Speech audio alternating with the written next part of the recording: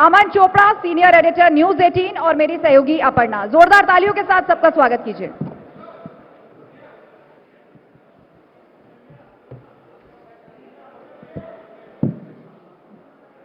आप सभी लोगों से मेरा अनुरोध है, कृपया अपनी सीट्स पर बैठिए।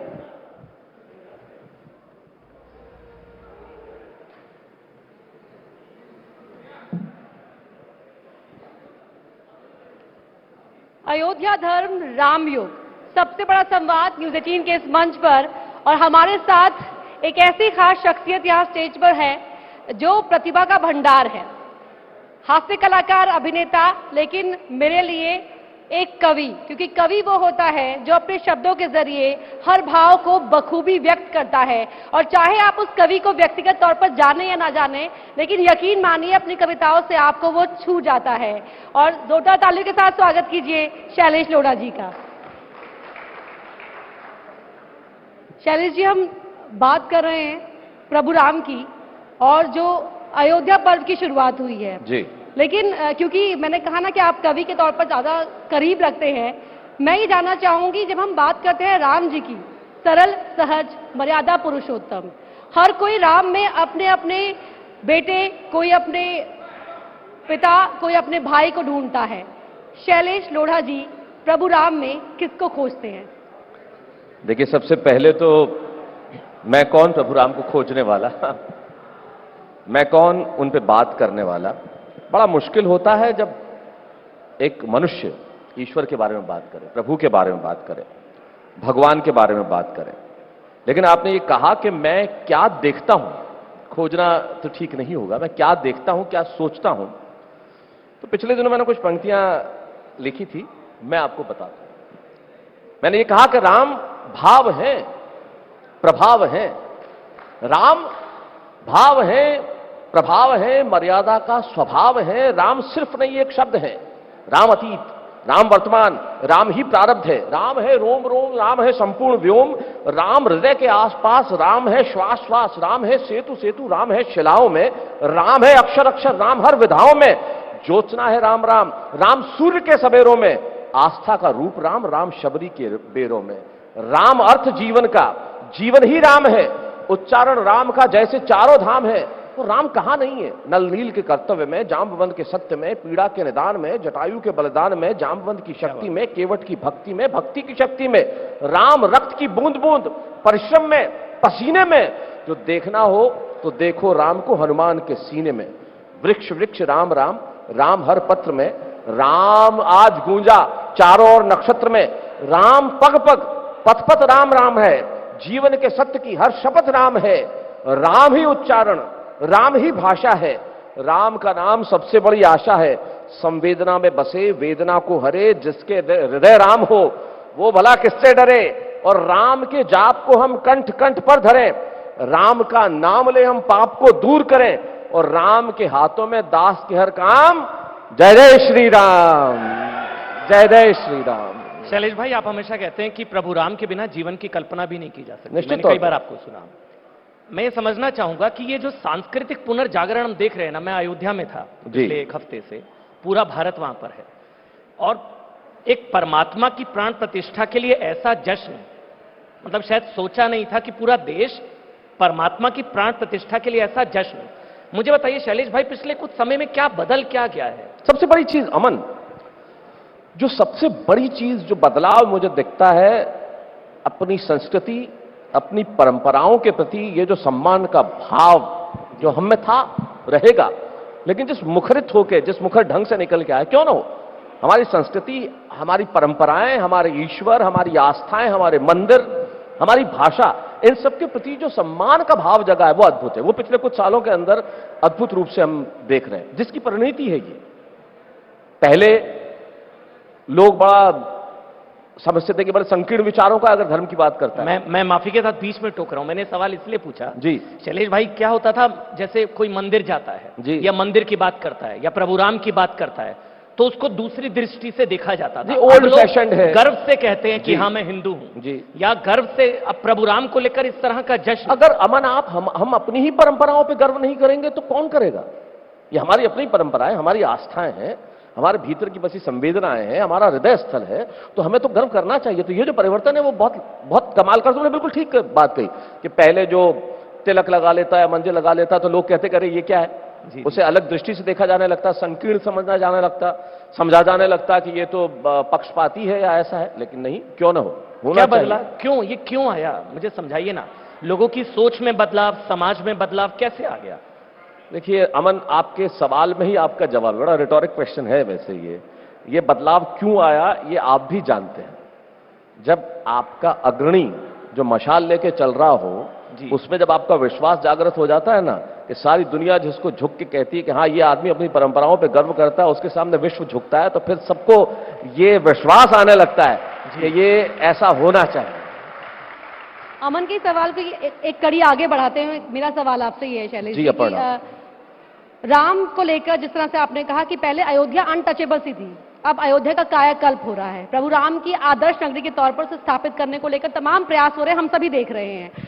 लेकिन विवाद जो है सियासत में अभी भी राम को लेकर ही केंद्रित बने हुए हैं। यहां तक कि जय श्री राम और जय सिया राम इस नारे को लेकर भी सियासत खूब की जा रही है। जी, दुर्भाग्यशाली लोग हैं वे, बेहद दुर्भाग्यशाली लोग हैं।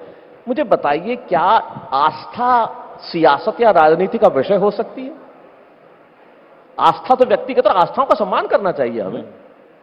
500 वर्षों की प्रतीक्षा के बाद ये ऐसा शुभ अवसर आया है, क्या हम अब भी राजनीति करेंगे? क्या अभी हम ये देखेंगे कौन जा रहा है, कौन नहीं जा रहा है, मुझे बुलाया गया, मैं नहीं जा रहा, क्या हम इन्हीं प्रश्नों में पड़े रहेंगे? अरे ईश्वर स्वयं राम, प्रभु श्री राम, जो हमारे रोम रोम में, घट घट में है, सब जगह दुनिया में 24 घंटे में एक भी क्षण ऐसा नहीं है पूरी दुनिया में जहां राम का नाम न लिया जाता हो। दिन हो, रात हो, सुबह हो, शाम हो, वो राम जो हमारी भाषा में है, वो राम जो हमारे नाम में है, वो राम जो हमारे संस्कारों में, वो राम जो हमारे अभिवादन में है, उस राम की प्राण प्रतिष्ठा के अवसर पे अगर राजनीति होगी तो इससे ज्यादा दुर्भाग्य हो नहीं सकता। और आप बॉलीवुड में से उन चुनिंदा लोगों में हैं जिनको प्रभु राम का वो आशीष मिला है, मुझे आपको निमंत्रण मिला है। जी, मैं इसके लिए बहुत सौभाग्यशाली मानता हूं जी। और मैं अपने आप को बॉलीवुड का कहलाना इसलिए पसंद तो करना अलग बात है, मैं टेलीविजन जरूर 5000 एपिसोड अलग अलग कार्यक्रम के किए हैं मैंने, लेकिन मूलतः मैं एक कवि हूं, मैं कवि था और कवि रहूंगा। क्योंकि पंडित गोपाल दास नीरज कहते हैं कि आत्मा के सौंदर्य का शब्द रूप है काव्य, मानव होना भाग्य है, कवि होना सौभाग्य है। शैलेश जी, जी मन प्लीज। शैलेश भाई, कुछ पंक्तियों में पिरोएं अगर आप एक भावना को। मतलब मेरी नजर में एक त्रेता युग में प्रभु राम का 14 वर्षों का वनवास था जी, कलयुग में संभवतः 496 वर्षों का वनवास, टेंटवास। आपकी जानकारी के लिए कल रात प्रभु राम की टेंट में अंतिम रात थी। जी जी, वो गर्भगृह में विराजमान हो चुके हैं। मैं वहां भी दर्शन करके आया कुछ दिनों पहले, 2 हफ्ते पहले वहीं पर थे। जी जी। तो इस भाव को अगर आप पंक्तियों में पिरोना चाहे कि एक वो टेंट, एक वो प्रभु का वनवास, और अब एक ये टेंटवास जो खत्म होने जा रहा है। देखिए अमन, ये कविता करने का नहीं, ये देखो, ये कुछ क्षण ऐसे होते हैं जब आप शब्दातीत हो जाते हैं। ये क्षण ऐसा है जो भाषा और शब्दों और भावनाओं सबसे परे। आप कितने वर्षों की प्रतीक्षा, कितनी बड़ी कानूनी लड़ाई, कितनी कुर्बानियां, कितने घरों के चिराग जिन्होंने अपने प्राण त्याग दिए, उन सब घटनाओं के बाद जब एक क्षण आया है तो यकीन मानिए ये बहुत अभिभूत करने वाला, ये भावुक करने वाला क्षण। और प्रभु का तो सारी दुनिया की प्रभु की बनाई हुई है, राम जहां भी रहे राम है, लेकिन वो स्थल जो उनकी जन्मभूमि है और वहां आज इतना बड़ा निर्माण और इस असाधारण रूप से कार्य हो रहा है, तो सचमुच ये कुछ ऐसी भावना है जिसके लिए कोई शब्द नहीं है दुनिया में। प्रेम के लिए संज्ञा है, वात्सल्य के लिए संज्ञा है, स्नेह के लिए है, भक्ति के लिए, सब चीजों के लिए संज्ञा है। इस भावना के लिए कोई संज्ञा नहीं है, कोई शब्द नहीं। आप जब 2 हफ्ते पहले दर्शन करने गए शैलेश भाई, मैं निजी आपसे अनुभव शेयर कर रहा हूं, जब मैं करने गया तो वो सीखचों के बीच में 3 लेयर सिक्योरिटी, जी मैं गया उस टेंट में रखे हैं प्रभु राम। मैं शायद CNN के किसी कार्यक्रम के लिए मुझे पता है, आनंद के साथ, जी आनंद नरसिम्हन के साथ, और मैंने कहा था कार्यक्रम भले कितने बजे भी कर लो, मैं पहले दर्शन करूंगा फिर आऊंगा। जी जी। तो वो मैं अपना अनुभव शेयर कर रहा था कि वहां पर जब देखा प्रभु राम को लगा जैसे जेल में है, जैसे कैद में है, जी जी, टेंट में है। वो भाव आपके क्या थे, और अब आप जब भव्य राम मंदिर में दर्शन करने जाएंगे वो भाव में क्या परिवर्तन? देखिए उस भाव में मैंने कहीं सुना था, आप इससे भाव समझ लें। क्योंकि आप तो खुद पत्रकार हैं, प्रखर हैं, आप समझते हैं। एक विचारक के मुंह से एक बात सुनी थी मैंने पिछले दिनों, बड़ी अच्छी बात लगी मुझे। उन्होंने कहा था, किसी ने किसी से पूछा कि तराजू के एक पलड़े में अगर तुम्हें रखा जाए और दूसरे पलड़े में प्रभु श्री राम रखे जाएं, तो किस पलड़े का भार ज्यादा होगा? आप विचारक देखें, उनकी कल्पना शक्ति देखें, क्या बढ़िया बात उन्होंने कही कि एक तराजू के एक पलड़े में तुम्हें रखा जाए, दूसरे पलड़े में प्रभु श्री राम रखे जाएं, तो किस पलड़े का भार ज्यादा होगा? ये भावना जो व्यक्त कर रहा हूं मैं आपको, जो अभी इस वक्त महसूस कर रहा हूं। तो उन्होंने कहा कि जिस पलड़े में मैं होऊंगा उसका भार ज्यादा होगा। बोले तुम कैसी बातें कर रहे हो, एक पलड़े में प्रभु श्री राम स्वयं है, दूसरे पलड़े में तुम इंसान, तुम्हारा भार ज्यादा होगा? बोले हां ज्यादा होगा, क्योंकि एक तरफ प्रभु श्री राम है, दूसरी तरफ मैं भी हूं और मेरे दिल में बसे प्रभु श्री राम भी। तो ये वही भावना है कि जो हृदय में है, अद्भुत है।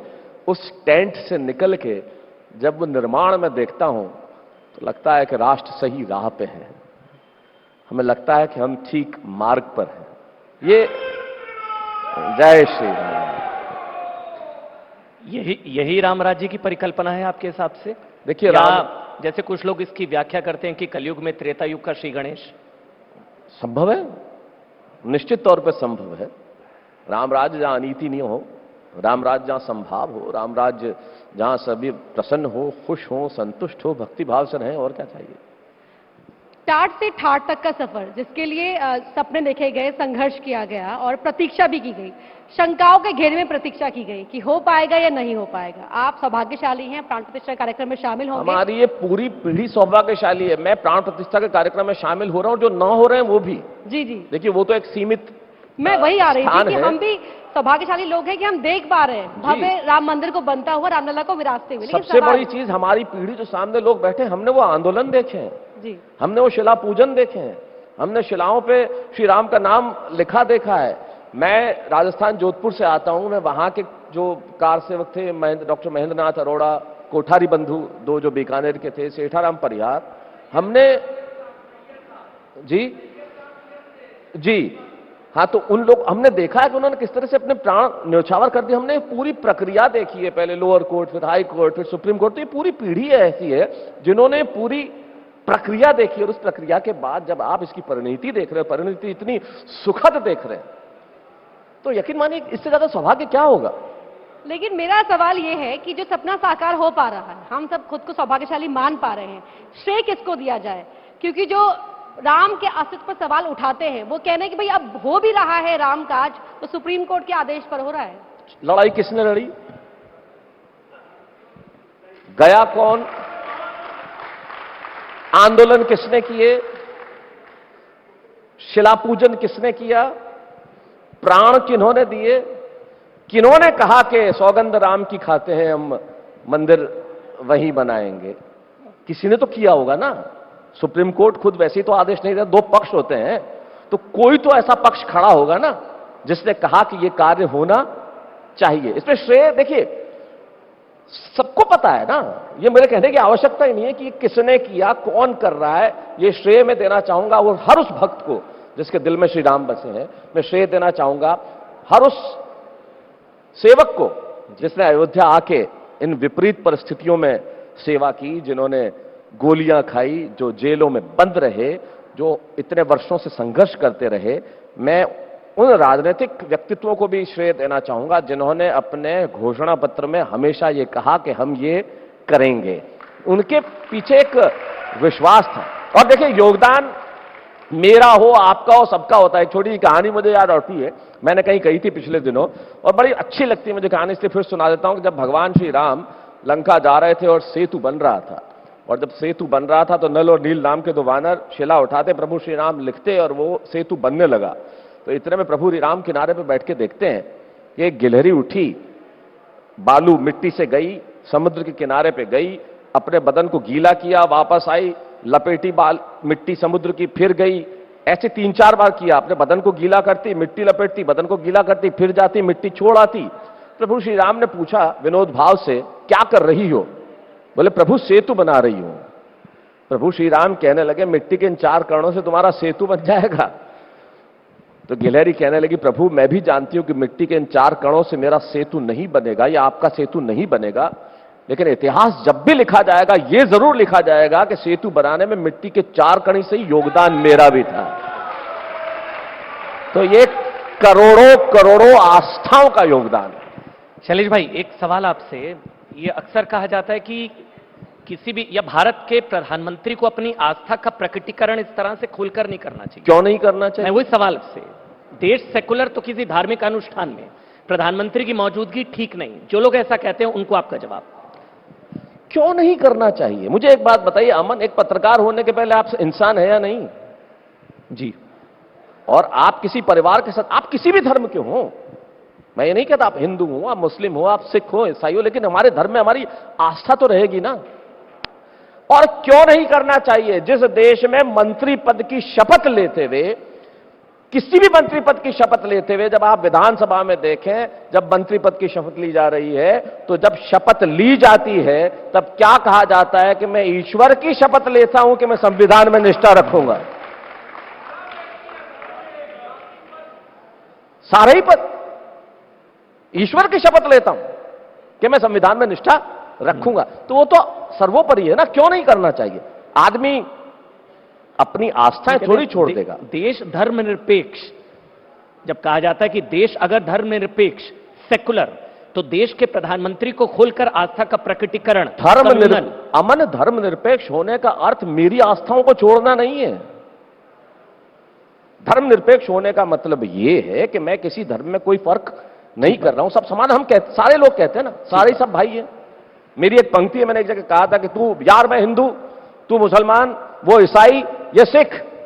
मैं हिंदू, तू मुसलमान, वो ईसाई, ये सिख। यार मेरे कभी तो सिर्फ हिंदुस्तान लिख। क्या बात।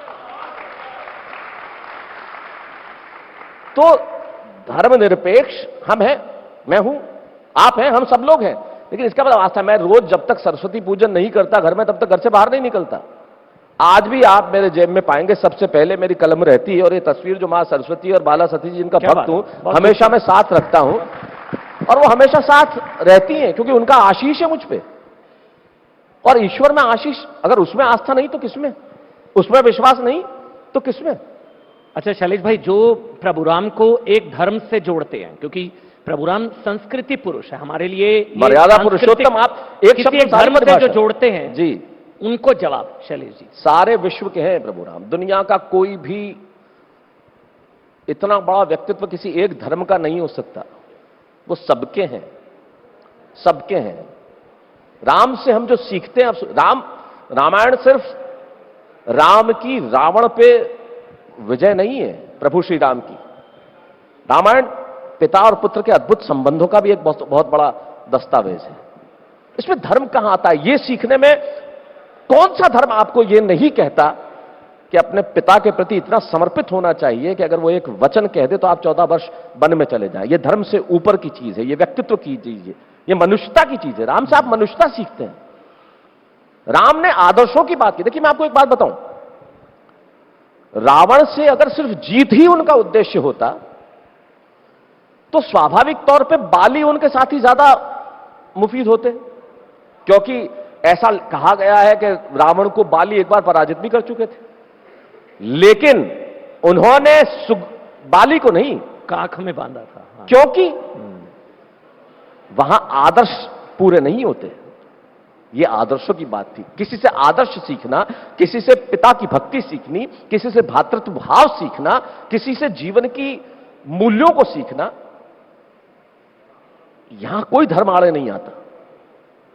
वो राम है, दुनिया का सबसे बड़ा नाम है, उनके आगे कुछ नहीं, उनके पीछे कुछ नहीं। लेकिन राजनीतिक मुद्दा बन गया है क्या? राजनीतिक मुद्दा तो देश में आप कुछ भी बना सकते हो अमन। मैं राजनीतिज्ञ नहीं हूं। नहीं बिल्कुल नहीं, मैं इसलिए कतई नहीं हूं, मैं पॉलिटिशियन नहीं हूं, लेकिन इस देश का नागरिक जरूर हूं। लेकिन मुझे समझता है मैं इस देश के नागरिकों को, ये राजनीतिकों को सलाह देना चाहूंगा, कम से कम इस वक्त तो इसे मुद्दा ना बनाए। ये जी जी अपर्णा आप कुछ कहते। राम पर जो राजनीति करते हैं वो राम के ऊपर बात करने वालों का जवाब देते हैं कि हिंदू धर्म में अब वो जातियों की बात करने लगे हैं, अलग अलग जातियों के मुद्दों को उठाने का दावा करने लगे हैं। उनको आपका जवाब। देखिए, क्या आज से है ये? अभी अभी पैदा हुआ है? हमारी वर्ण व्यवस्था तो सदियों से चली आ रही है ना।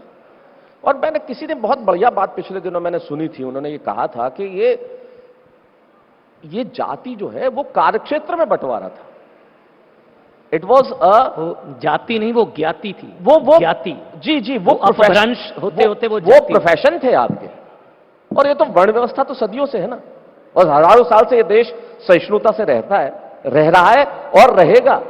हमारा समाज जो है वो अद्भुत है, व्यक्ति से व्यक्ति को जोड़ने का काम करता है। एक कहानी मैंने कहीं कही थी, बहुत वर्षों पहले बचपन में सुनी थी कि एक क्लास में एक टीचर आए और उन्होंने बच्चों को हिंदुस्तान का नक्शा दिया और कहा इसे फाड़ दो, और जो उसे सबसे पहले जोड़ के देगा मैं उसे इनाम दूंगा। एक बच्चे ने 5 सेकंड में हाथ खड़ा कर दिया, बोले सर मैंने जोड़ दिया।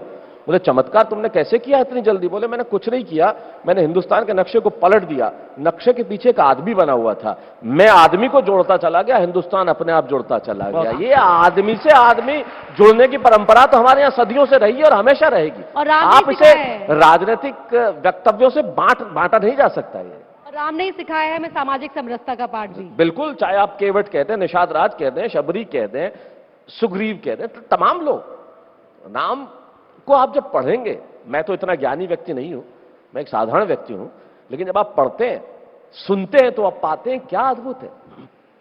किंतु शैलेश भाई, 22 जनवरी के बाद ऐसा क्या बदल जाएगा जो अभी नहीं है? चलिए मैं आपसे ये एज ए लेमैन सवाल पूछ रहा हूं। अभी भी प्रभु राम हम सब में हैं, प्रभु राम के बिना जीवन की कल्पना नहीं है। हाँ, प्रभु राम टेंट में थे, यह हमारा दुर्भाग्य था। तो 22 जनवरी अगर प्रभु राम की घर वापसी हो रही है, वो अपने घर वापस आ रहे हैं, जो मूल स्थान है, तो क्या बदल क्या जाएगा हम सबके जीवन में, आपके जीवन में, मेरे जीवन में? 22 जनवरी के बाद क्या बदल जाएगा? अमन, जीवन में आपने कोई सपना देखा है? सपना कभी कोई देखा है कि मैं ये करूंगा, ये बनूंगा, ये चाहूंगा? कभी देखा? क्या? जैसे मसलन क्या? जी, क्या? बड़ा पत्रकार बनना। बड़ा पत्रकार बनूंगा, ठीक है ना। आपने सबसे पहले तो ये सोचा और कि मैं टेलीविजन पे आऊं, बड़ा पत्रकार बनूं, और जब आ गए टीवी पे, क्या बदला आपके जीवन में?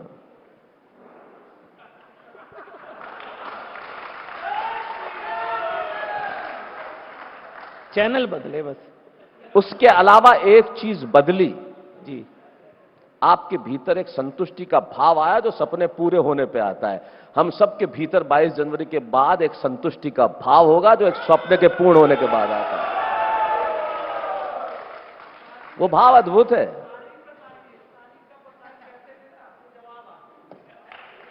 देखिए, हुई वही जो राम रचि राखा। जवाब देने वाले प्रभु श्री राम है, इंसान हम क्या जवाब देंगे? अच्छा, राम सबके हैं, जीवन का सार है राम। राम उस गरीब के भी है जिसकी सैलरी 1 से 10 के बीच में खत्म हो जाती है। शायद आप मेरी कविता की पंक्ति है जी। हाँ, सुना दीजिए फिर। नहीं, वो इस संदर्भ की नहीं है वो कविता। नहीं, लेकिन राम सभी के है ना। हाँ, राम तो सबके, लेकिन वो सबके मन में वो भी है कि एक कवि के रूप में आपको सुनना भी चाह रहे हैं। अब कवि के रूप में वो तो मैंने यूं कहा था कभी कि मेरी जिंदगी 10 बाई 10 का कमरा, बीवी का गजरा, बिटिया जो छोटी, सुबह शाम रोटी, घर कब होगा जब होगा अपना, सेकंड हैंड स्कूटर का अटूट सपना, अमिताभ का क्रोध, मरता हुआ विचार बोध, बनिए के बेटे को झुक झुक राम राम, बॉस की बीवी को हर रोज सलाम। बनिए के बेटे को झुक झुक राम राम, बॉस की बीवी को हर रोज सलाम। मैं इसका एक कविता भूल गया, लेकिन इसमें भी राम राम था। आपने कहा ना संदर्भ नहीं है, लेकिन राम राम इसमें भी था। तब अंतिम पंक्ति ये थी कि जिंदगी हंसाती है, रुलाती है, मुस्कुराती है, मेरी जिंदगी तो महीने की 1 और 10 तारीख के बीच में खत्म हो जाती है। जब तनख्वाहें खत्म हो जाती है तब। चलिए भाई, जब निमंत्रण मिला था क्या भाव थे? जब निमंत्रण मिला क्या भाव थे? सौभाग्यशाली, बहुत अपने आप को बहुत परम सौभाग्यशाली माना मैंने। क्यों माना? क्या तो ईश्वर का आशीष है। बिल्कुल, ईश्वर का आशीष है। प्रभु के घर से निमंत्रण आया तो मैं तो मतलब जिसको कहते हैं ना, मुझे अपनी भावनाओं को बताने में कोई गुरेज भी नहीं है। और मैं I was on cloud 7, cloud 9। जी, मैं भी निश्चित तौर पे अंग्रेजी में जिसे कहा जाता है कि मैं तो 7वें आसमान पे था, क्योंकि ये निमंत्रण आना और वहां जाना और उस क्षण उपस्थित रहना, ये कितनी बड़ी बात है। मतलब ये मैं इसको साधारण दृष्टि से नहीं देखता। अच्छा, आपका सौभाग्य है, कुछ लोगों का दुर्भाग्य भी, निमंत्रण भी ठुकराया कुछ लोगों ने। अब उनके लिए क्या कहा जाए, मुझे समझ में नहीं आता। और निमंत्रण आप किस चीज का निमंत्रण ठुकरा रहे हैं? ये कह के कि ये किसी खास संगठन का कार्यक्रम है। मैं सिर्फ एक सवाल उनसे करना चाहता हूं कि आपको आयोजकों से समस्या है ना, आयोजन से तो नहीं है। आयोजन तो प्रभु का है, प्रभु श्री राम का है। आप मुझे एक बात बताइए, मान लीजिए आपके मोहल्ले में एक मंदिर है, वहां एक व्यक्ति जो रोज है वो झाड़ पोंछ सफाई करता है, शाम को आरती का वक्त होता है, उस व्यक्ति के आपसे मतभेद है, तो आप क्या आरती में जाना छोड़ देंगे? आप नहीं जाएंगे? और ये कैसा तरीका कि आपको वहां से निमंत्रण मिला और हम नहीं जाएंगे? ऐसे वक्तव्यों पे न क्षोभ होता है, न क्रोध होता है, दया आती है। मतलब ये क्या, ये स्थिति क्या है, आप मुझे बताएं। ये दुर्भाग्यशाली लोग ही हैं। नहीं, ये कहा जाता है अपीजमेंट के लिए हो रहा है। अब तुष्टीकरण कितना करेंगे अमन, कितना करेंगे? तुष्टीकरण करने से अगर कुछ हासिल ही हो जाता तो इतने वर्षों से तुष्टीकरण कर रहे हैं, 10 साल में क्या हुआ? तुष्टीकरण से तो कुछ हासिल नहीं होता है ना। आपको एक गलतफहमी हो जाती है कि तुष्टीकरण करके हम इस वर्ग को प्रसन्न कर लेंगे या उस वर्ग को प्रसन्न कर लेंगे, ऐसा होता नहीं है। अच्छा, एक और शैलेश भाई, मैं अयोध्या में था मैंने एक चीज देखी, अब युवाओं में भी बहुत प्रभु राम को लेकर, राम मंदिर को लेकर एक गजब का उत्साह है, एक उमंग है, उल्लास है, सब कुछ है। और जो यूथ है वो बहुत कनेक्ट कर रहा है प्रभु राम से। क्या सीखा जा सकता है? खासकर होता था भी मंदिर की बात, प्राण प्रतिष्ठा की बात, लेकिन अब यूथ बहुत कनेक्ट कर रहा है। जी, क्योंकि युवा क्या देखता है? युवा वो हर जगह जहां से उसे मोटिवेशन मिलता है, और राम, प्रभु श्री राम की कथा से बड़ा मोटिवेशन कहां मिल सकता है? कितनी अद्भुत चीजें। जब जनक जी ने वो धनुष रखा कि इस पर प्रत्यंचा चढ़ानी और इस बाण का संधान कौन करेगा, तो तमाम राजा थे, सब लोग आए, लेकिन सबके दिल में भाव यह था कि मैं ही इस बाण का संधान कर सकता हूं। बिल्कुल, मैं ही इस धनुष पे प्रत्यंचा को चढ़ा सकता हूं, यह अहंकार था। लेकिन प्रभु श्री राम ने कहा कि मैं कर सकता हूं। ये मैं ही और मैं का जो फर्क है ना, ये प्रभु ने हमें सिखाया। तब यह है कि जिंदगी में ये सीख जो है ये बड़ी जरूरी है, कमाल की है। और यही सीख मैं कहता हूं कि जारी रहनी चाहिए, और जारी है कि आत्मविश्वास की एक बूंद अहंकार के सारे समंदर पे भारी है। आत्मविश्वास जो है वो अहंकार से बड़ा होता है। ये इतनी छोटी छोटी चीजें हैं, लेकिन ये अद्भुत है, ये कमाल की है। ये हमें, जब आप रामायण पढ़ते हैं, राम कथा पढ़ते हैं, राम के बारे में सोचते हैं, सुनते हैं, गुनते हैं, बुनते हैं, तो आप सीखते हैं। तो युवा क्यों ना सीखेगा? और युवा को सीखना चाहिए। वो तो सीखने की सर्वाधिक श्रेष्ठ उम्र होती है, तब ऊर्जा भी ज्यादा होती है, इच्छा भी ज्यादा होती है, आदमी सीखता है। और ये तो खैर मर्यादा पुरुषोत्तम है, अद्भुत है। शैलेश जी, मैं अपना एक एक्सपीरियंस शेयर करना चाहूंगी। जिस वक्त हम स्कूल में थे तो उस वक्त हमारे लिए इंग्लिश सॉन्ग्स के लिरिक्स याद करना, जिसको भी आता था तो उसका बहुत उसका एक रेपो अप हो जाया करता था। लेकिन अब जो यूथ कनेक्ट करने की बात हमने यहाँ पर की, अब जो युवा चौपाई पढ़ रहे हैं ना, उनको देखकर ना सिर्फ माँ बाप गौरवान्वित महसूस कर रहे हैं, बल्कि उनकी भी एक अलग छवि बन रही है। अब युवाओं में होड़ सी है चौपाई याद करने की, रामायण को पढ़ने की। कैसे देख रहे हैं? इससे बढ़िया बदलाव मुझे तो कोई भाषाई तौर पर दिखता ही नहीं, और सांस्कृतिक तौर पर।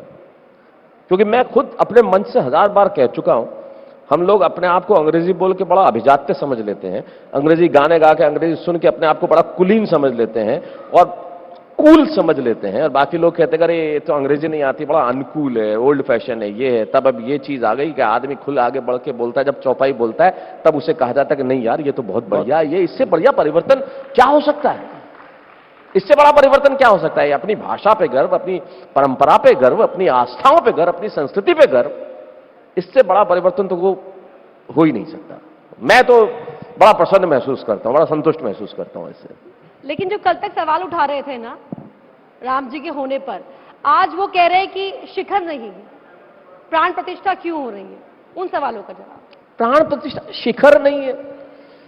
अमीश रोज बहस करते हैं आपके वहां कई लोगों से, और देखिए नहीं, सवाल है, भगवान श्री राम ने लंका जाते वक्त श्री रामेश्वरम में शिवलिंग की स्थापना की थी।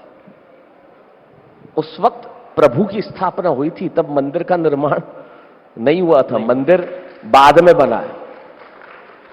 और ये देखो, ये भवन होना, ये नहीं होना। और इतने संत हैं ना जिन्होंने ये तारीख निकाली है, जिन्होंने ये तिथि निकाली है। और रामायण में ये चौपाई में तो लिखा है कि जोग लगन ग्रह बार तिथि सकल भय अनुकूल, चर अरु अचर हर्ष जुत, राम जन्म सुख मूल। तो जब राम का जन्म होना है तो जोग हो, लगन हो, ग्रह हो, बार हो, तिथि हो, सब अनुकूल। जब प्रभु राम का जब प्रभु राम का राज तिलक हुआ था तब भी गुरु विशिष्ट ने कोई मुहूर्त नहीं निकाला था। अब क्या देखिए, आप तर्क में सिद्ध करने के लिए जो कहना चाहें कहें, न कहना चाहें कहें, इस पे तर्क करने की जरूरत ही क्या है। भगवान कब आएंगे ये तारीख हमारे हाथ में तय करना है नहीं, उन्होंने तय किया, वो आ रहे हैं, हम कौन है तय करने वाले। बिल्कुल, तो राम भरोसो, राम बल, राम नाम विश्वास। जय सिया राम। शैलेश जी बहुत बहुत धन्यवाद। बहुत बहुत लेकिन आप धन्यवाद। स्टेज पर ही बने रहिएगा प्लीज। जय सिया राम। बहुत बहुत बुलाना धन्यवाद। चाहूंगी हमारे मैनेजिंग एडिटर अमित देवधर जी को। Please join us. Shailesh ji मंच पर बने रहे कृपया। मैं अमीश देवगन जी को इनवाइट करना चाहूंगी क्योंकि न्यूज 18 आपका धन्यवाद करना चाहता है।